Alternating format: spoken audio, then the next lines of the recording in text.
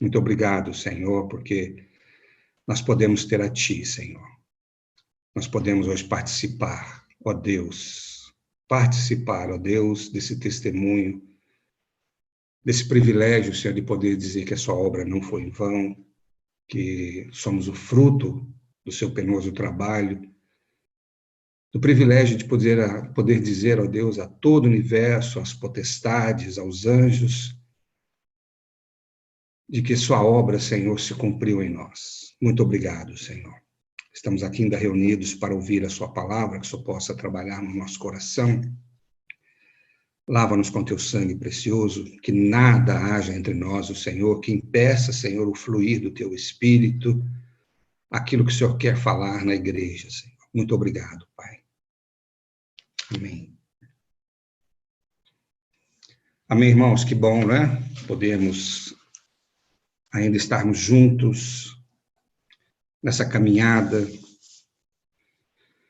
Oh, Senhor Jesus, muito obrigado, Senhor. Muito obrigado que a despeito de tantos obstáculos, a despeito de tantas intempéries, né? O Senhor nos tem conduzido para a boa terra. Oh, Senhor, e muitas vezes nesse deserto, irmãos, que nós estamos, o Senhor nos agracia, né, com a sua pessoa maravilhosa, fazendo-nos beber da rocha fendida, do maná que desce do céu. Oh, muito obrigado. O nosso coração é de gratidão.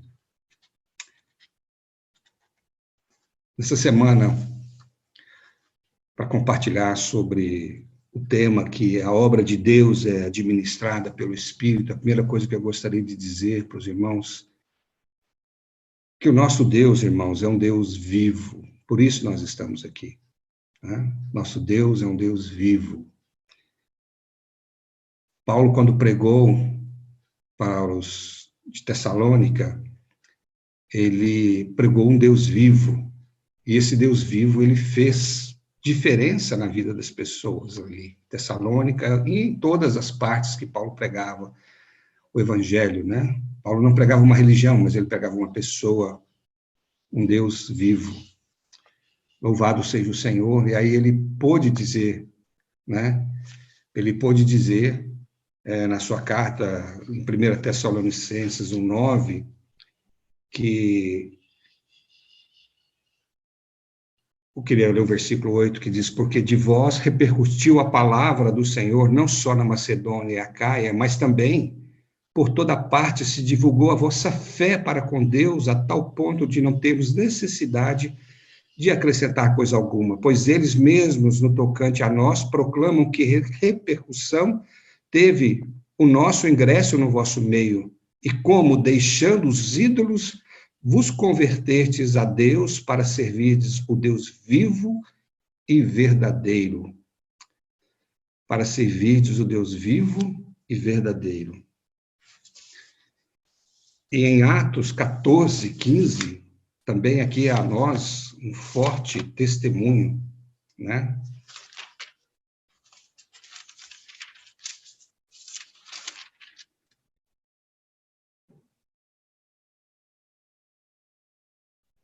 Diz aqui, senhores, por que fazeis isto?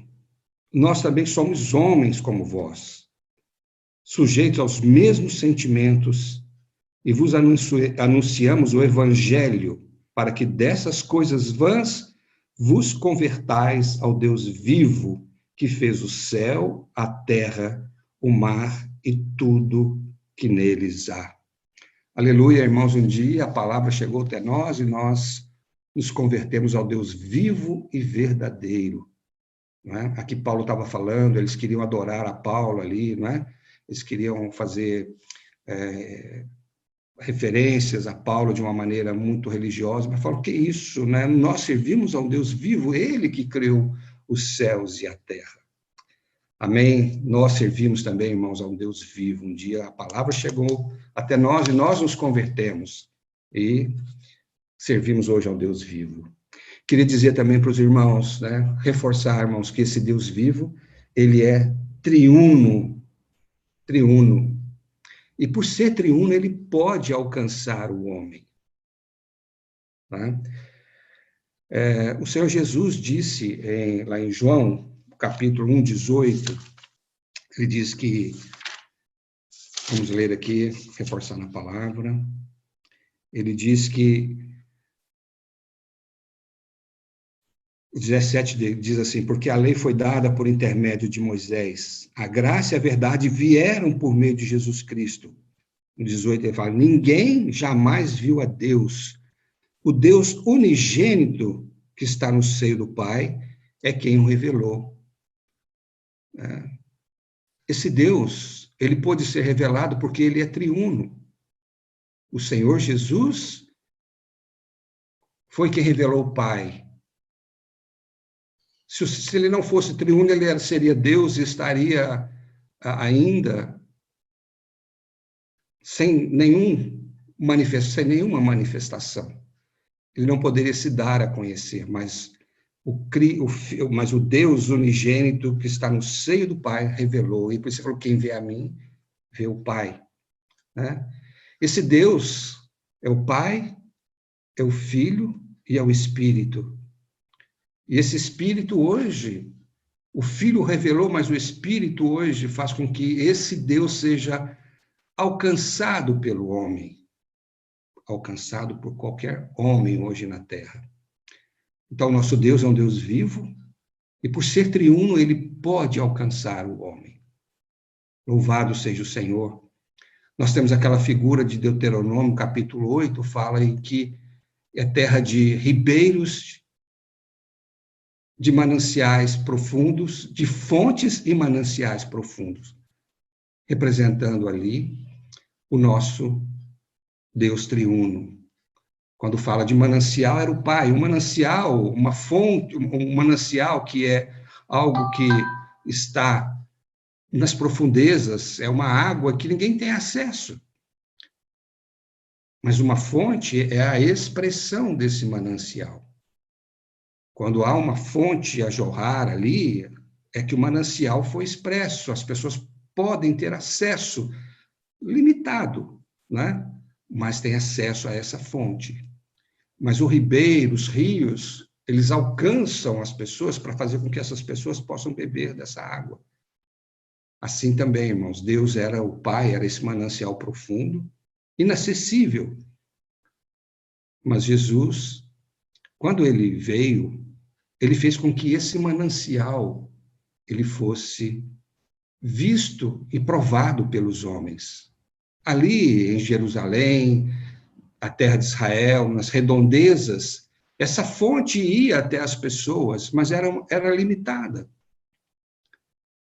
O acesso não era para todas as pessoas. E Deus amou o mundo de tal maneira que deu seu Filho unigênito para que todo aquele que nele crê não receba. Deus amou o mundo, não somente aquelas pessoas. Então, toda a humanidade deveria beber dessa água. Mas Jesus estava limitado no seu corpo carnal. E nem todas as pessoas, às vezes, tinham condições de ir até onde ele estava, mas ele ia até as pessoas. Mas era um provar ainda parcial, limitado. Mas aleluia, irmãos, porque um dia esse Deus que nasceu, que tornou-se carne para nos dar a redenção, ele morreu para nos dar a redenção e ele ressuscitou para nos dar a vida. Essa vida que estava em Deus, agora foi, então, liberada para os homens, mediante a ressurreição de Cristo, onde ele tornou-se o Espírito que dá vida. Deus encarnou-se para nos dar a redenção. Ao morrer, ele nos deu a redenção. E ao ressuscitar, ele tornou-se o Espírito que dá vida para poder nos dar a sua vida. Jesus, lá em João 7, ele disse que esse Espírito, que recebesse, aqueles que recebessem o Espírito, eles jorrariam, né, águas vivas. Ele estava dizendo que isso seria com respeito ao Espírito que haviam de receber. Mas eles não tinham recebido porque o Espírito ainda não tinha sido dado, ou o Espírito ainda não era, porque Jesus não havia ainda sido glorificado. Então, depois da ressurreição de Cristo, ele foi glorificado, esse Espírito foi dado. Esse Espírito passou a ser oferecido para as pessoas. Deus tornou-se carne para nos dar a redenção. Ali em João fala que o Verbo tornou-se carne. Em 1 Coríntios 15, 45, fala que o último Adão, o Cristo, tornou-se o Espírito que dá vida. Então, por meio da morte, o Senhor nos deu a redenção, e por meio da sua ressurreição, da sua glorificação, o Senhor tornou o Espírito que dá vida para nos dar a vida. Louvado seja o Senhor. Então, irmãos, esse Deus que é vivo, esse Deus que é triuno, pôde alcançar o homem. E é esse Espírito hoje, irmãos, que governa, administra a obra de Deus. Deus tem um propósito, que é salvar a humanidade. Deus tem um propósito, que é fazer com que os homens sejam conformados à imagem do seu Filho. Deus tem um propósito de ter um reino, né? Deus tem um propósito de levar todos para a eternidade. E quem faz essa obra hoje é o Espírito Santo. Esse Espírito Santo que é o próprio Pai, que é o próprio Filho, né? Mas que ele tem hoje essa, vamos dizer, missão, né, de alcançar o homem. Louvado seja o Senhor.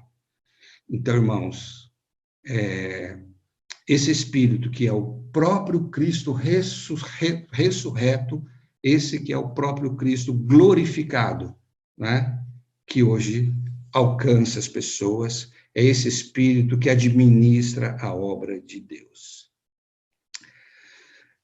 Eu queria só ver com os irmãos aqui, queria ler um versículo que eu li aqui, que me despertou bastante, em Atos 2, 24, só para reforçar, irmãos, essa maravilhosa obra de Deus. Primeiro, Atos, capítulo 2, 24. Vamos começar com 22, diz: varões israelitas, atendei a essas palavras. Jesus o Nazareno, varão aprovado por Deus diante de vós, com milagres, prodígios e sinais, os quais o próprio Deus realizou por intermédio dele entre vós, como vós mesmos sabeis. Sendo este entregue pelo determinado desígnio e presciência de Deus, vós o matastes, crucificando-o por mãos de iníquos, ao qual Deus também o ressuscitou, rompendo os grilhões da morte, porquanto não era possível fosse ele retido por ela. Irmãos, a ressurreição de Cristo foi pelo poder de Deus. A morte não pôde segurar, porque Deus o ressuscitou com seu poder. Eu estava pensando aqui, fazendo essa analogia com o manancial e a fonte. Aquele Jesus era uma fonte que estava ali, que todos viam, queriam beber, mas era uma fonte limitada. Mas, quando ele morreu, essa fonte parece que secou. Até mesmo para os seus apóstolos, para aqueles que estavam perto. Aí a palavra de Deus diz, irmãos, que ele foi para o centro da terra, né? Que ele foi ali para as regiões inferiores da terra.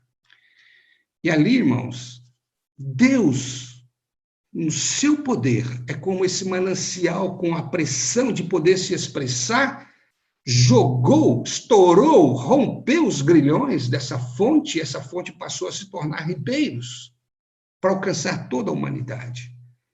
Então, ele rompeu todos os grilhões, ele foi ressuscitado pelo poder de Deus. E aí ele foi glorificado e ele tornou-se, como lá em 1 Coríntios 15, 45, fala que o último Adão tornou-se o Espírito que dá vida. Esse Cristo, que diz que vai edificar a igreja e diz que estaria conosco todos os dias até a consumação do século, é o mesmo Espírito que está conosco, mas é o mesmo Espírito que fala que está em nós. É a mesma pessoa que está em nós. Paulo falou, já não sou eu quem vivo, mas Cristo vive em mim.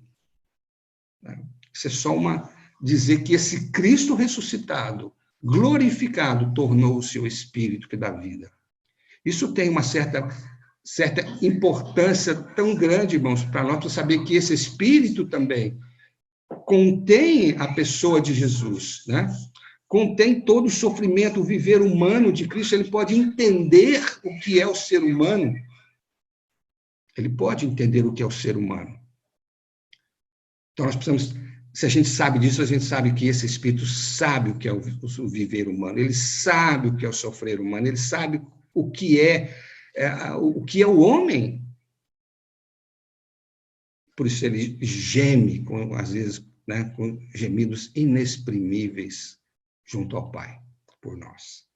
Louvado seja o Senhor. Então, irmãos, é esse Espírito hoje que administra a obra de Deus, tá certo? Louvado seja o Senhor. Esse Espírito, irmãos, o Senhor tornou-se o Espírito, mas esse Espírito precisava ser dado, e ele foi dado no dia de Pentecostes. Ali, esse Espírito foi derramado. Ao ser derramado, iniciou-se a era do Espírito. E ali também foi levantada a igreja.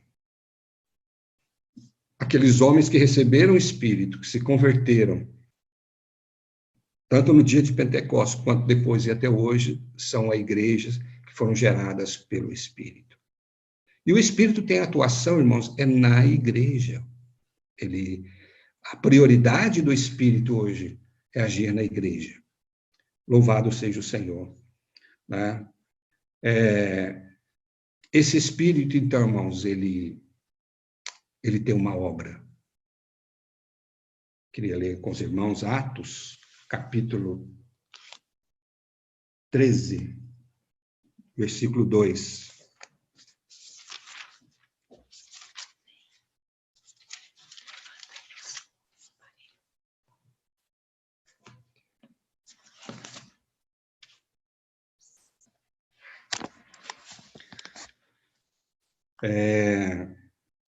Atos, capítulo 13, versículo 2.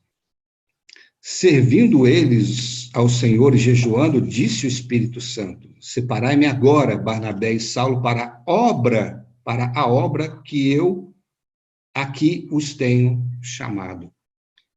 Aqui o Espírito tinha uma obra e separou Paulo e a Barnabé. Mostrando, irmãos, que aqui ele estava separando Paulo e Barnabé para uma obra. Mas a obra total é a obra do Espírito Santo. É ele quem dirige, é ele quem administra, é ele que tem a soberania para poder executar a obra de Deus, o plano de Deus. Deus Pai tem um plano, o Filho executou esse plano da redenção, e hoje o Espírito aplica essa obra nos homens. Ele quer fazer com que aquilo que está no coração de Deus, no desejo do coração de Deus, seja aplicado aos homens. Louvado seja o Senhor. E graças a Deus, irmãos, que esse Espírito é que administra a obra de Deus. Graças ao Senhor, não são homens, não sou eu, não é nenhum líder, mas Deus usa os homens, o Espírito usa, mas é Ele quem administra todas as coisas.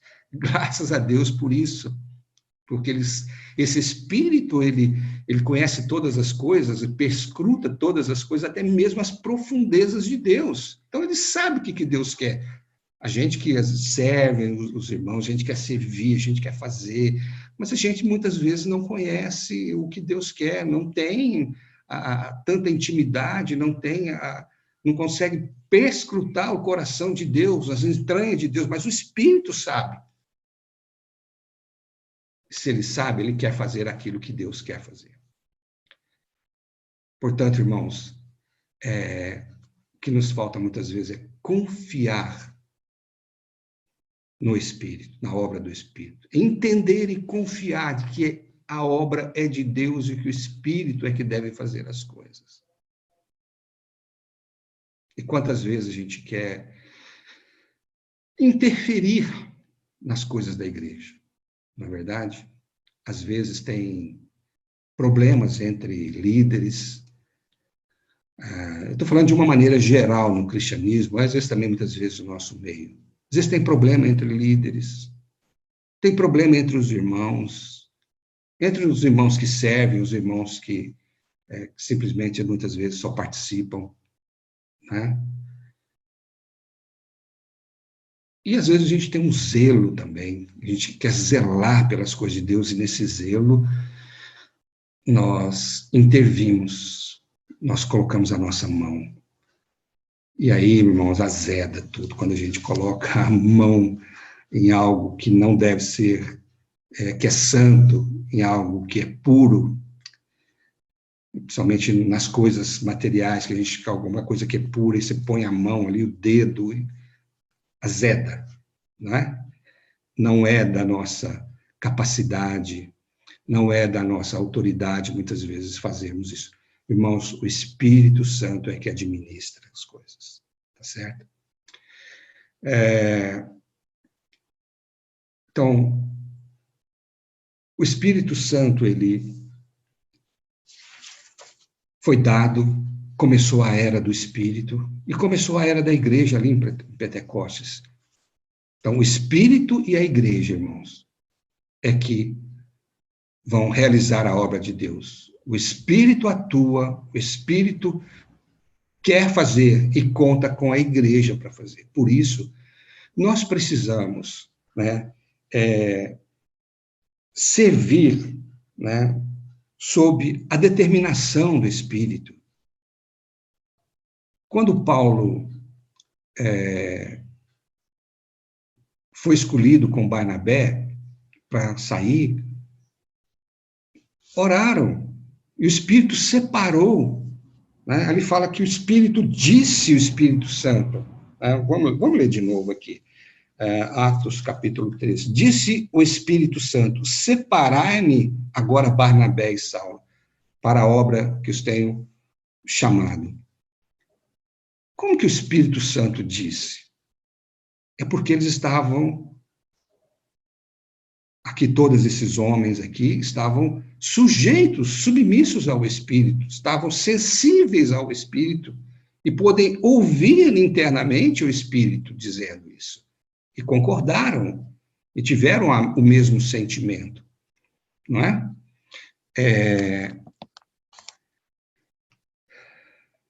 Até eu acho que foi o Pedro mesmo que falou, o Espírito Santo, ele não chegou lá com uma voz, separai-me, Barnabé e Paulo, não é assim. É quando nós estamos, né, na verdade, sob, né, a sensibilidade do Espírito, nós temos a direção e os sentimentos corretos. Então, esse é o primeiro ponto. A igreja deve estar submissa ao Espírito. Os sentimentos corretos, por isso nós precisamos ter o coração puro. Ontem foi falado, né? Quem é que vai estar no monte? Aqueles que têm o coração puro, né? Que têm as mãos limpas. Então, o Espírito, ele é santo, e ele, primeiro que o Espírito, irmãos, ele não tem uma receita de como agir. Em cada caso, o Espírito age de um jeito. Eu não posso, não foi dado para nós nenhuma receita, nenhuma cartilha de quando o Espírito falar assim, você age assim, não tem. Tudo é uma questão de estarmos no nosso espírito, sendo sensível ao Espírito Santo. Não é? Precisamos, irmãos, entender que esse arranjo do Espírito é Ele que faz. Nada é por acaso. Por exemplo, quando estavam todo mundo ali, né? Está em Jerusalém, fala que ali tinham, todos viviam, tinham tudo em comum, e a palavra de Deus crescia, vários sacerdotes eram convertidos, né, à fé, e a palavra de Deus crescia. Mas estava em Jerusalém, e o Espírito Santo, ele queria expandir, ele queria, como ribeiro, alcançar outras pessoas. E aí, de repente, havia um irmão cheio do Espírito Santo, Estevão, e ele foi apedrejado. E aí fala, irmãos, que, vamos ler Atos capítulo 8.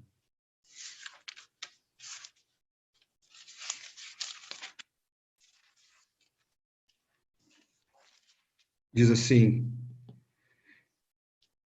só para reforçar, fala que capítulo 8, versículo 1, diz: naquele dia levantou-se grande perseguição contra a igreja em Jerusalém, depois da morte de Estevão, e todos, exceto os apóstolos, foram dispersos pelas regiões da Judéia e Samaria.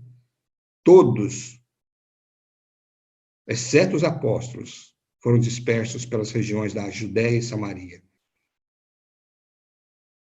E o versículo 4 diz: entremente os que foram dispersos iam por toda parte pregando a palavra. Viu? Por meio do sacrifício de Estevão, por meio dessa situação em que, se nós estivéssemos lá, talvez nós tivéssemos. Mas Deus, o que é isso? Como que pode um irmão desse ser apedrejado? Não é verdade?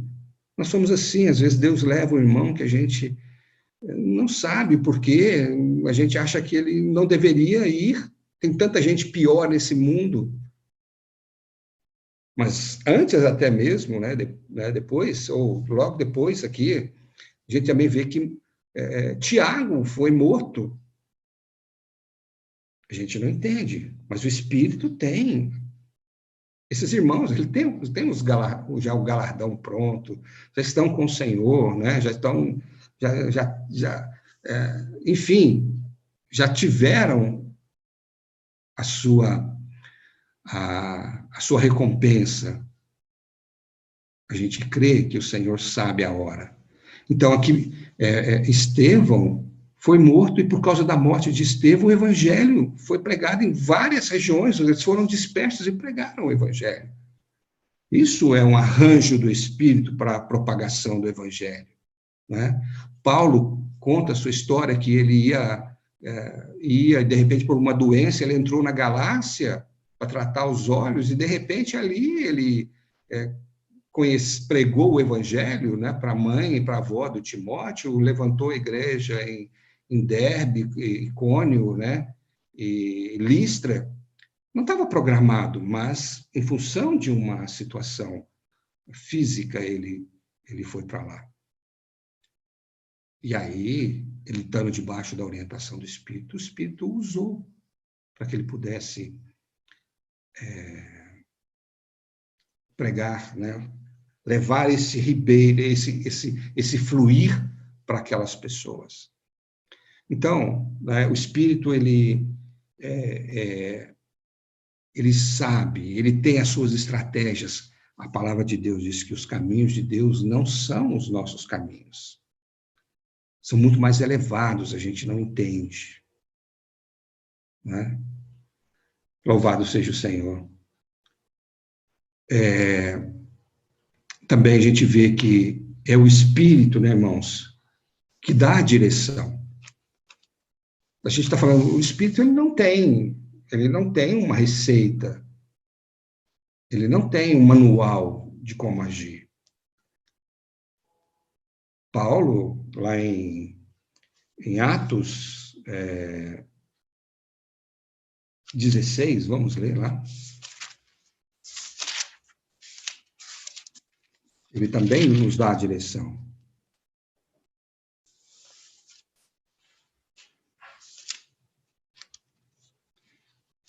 Atos 16, 6 fala: percorrendo a região frígio-gálata, tendo sido impedidos pelo Espírito Santo de pregar a palavra na Ásia, defrontando Mísia, tentavam ir para a Bitínia, mas o Espírito de Jesus não permitiu. E tendo contornado a Mísia, desceram a Troade, né? Aqui fala que percorrendo a região frígio-gálata, tendo sido impedidos pelo Espírito Santo de pregar a palavra na Ásia. E depois o Espírito de Jesus não permitiu eles irem para Bitínia. Olha, eu não sei como que o Espírito Santo impediu e nem sei como depois o Espírito de Jesus não permitiu. Eu não sei como é que foi isso, mas aqui fala que talvez, né, alguma situação externa ou uma pressão interior, eu não sei, aqui ele não fala. E aí, irmãos, a gente na própria leitura a gente vai vendo que as coisas do Espírito, elas não são tão, vamos dizer assim, tão transparentes ou tão, sabe, fáceis de entender, até mesmo na leitura da palavra. Por que o Espírito impediu? O Espírito de Jesus não deixou? Não fala. Talvez essas coisas não sejam para a gente buscar, a gente poder ter revelação numa experiência nossa. Às vezes uma experiência, nós falamos, nossa, aquele versículo é aquilo, e agora eu estou sabendo o que significa aquele versículo. Então, as coisas do Espírito, elas não são tão, vamos dizer assim, didáticas, não estou encontrando a palavra para poder falar, elas não são tão lógicas, tá? Então, por quê? Porque Jesus falou assim, aquele que é nascido do Espírito é como o vento sopra para onde quer, ninguém vê e tal, a gente sabe que existe. Então, é assim. Então, por isso nós precisamos, a cada dia mais, pensar, buscarmos a viver no Espírito, tá? Para a gente poder entender, porque as coisas espirituais, elas se discernem espiritualmente. Se nós estamos na nossa mente ou na nossa carne, nós não vamos entender. Então, mostrando que o Espírito aqui, né, irmãos, ele tem, tá certo, os seus arranjos, né? E nós precisamos obedecer à direção do Espírito, estar atento ao Espírito Santo. Na verdade, nós temos a obrigação de obedecer ao Espírito Santo, porque ele é quem administra. Se a gente comparar essa economia de Deus e que nós estamos inseridos como uma grande empresa de Deus, irmãos, nós como trabalhadores ou como servos, nós temos que simplesmente obedecer ao gerente, ao administrador, que é o Espírito. O Espírito manda fazer, nós temos que fazer com excelência, fazermos o melhor, mas a direção vem do Espírito, não é? Nós não podemos, numa empresa, chegar lá e dar ordens e mudar a direção das coisas. Não é assim. A gente participa, a gente dá ideias, né? A gente conversa com o gerente, né? A gente, quem sabe, né? Isso, tal, né? Enfim, mas dar ordens, interferir na gerência, na terra a gente não faz. Na empresa a gente não faz, não tem esse direito. Não é na obra de Deus que a gente vai ter esse direito também. Tá certo? Deus tem o seu plano, tem a sua economia, ele tem um propósito, tem um planejamento e tem um administrador. O que nós precisamos é cooperar. Tá certo, irmãos? Bom, foi falado muita coisa, né, irmãos, essa semana, foi muito rico, né, os irmãos desfrutaram.